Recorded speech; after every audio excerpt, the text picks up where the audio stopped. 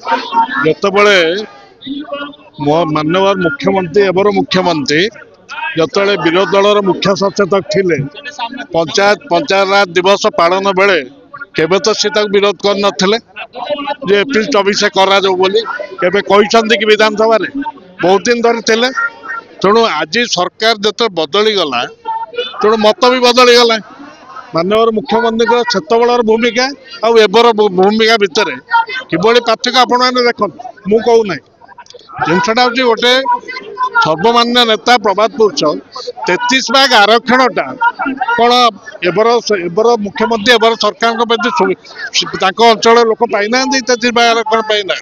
तो जो लोक निष्पत्ति नहीं 90 दशक तारी जन्म तारी जयंती जदि पंचायत राज दिवस ने माने ग्रास तोड़मूल स्तर गणतांत्रिक व्यवस्था आरे जहाँ कि 30 वर्ष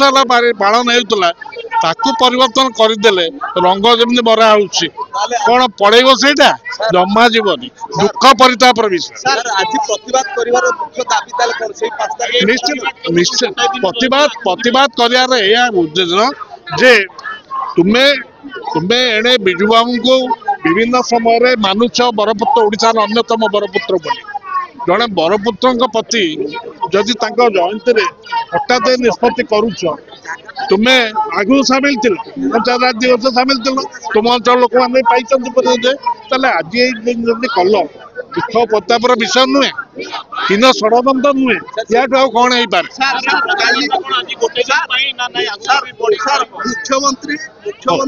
मुख्यमंत्री विरोधी दल नेता को चिठी लिखिं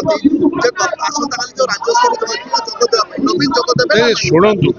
मुख्यमंत्री चिठी लिखा और विरोधी दल नेता से जोग दबा से दीटी उभय निष्पत्ति निर्भर करे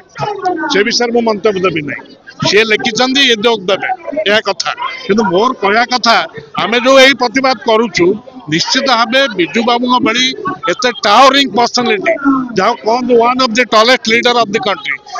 क्षेत्र में एभलिया करवा ना ये आमर छोट मनोबुद्धि छड़ा कौन हो ये निश्चित भाव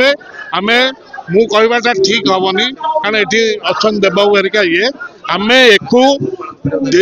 पुरपल्ली पर्यंत ये प्रतिवाद आम नबू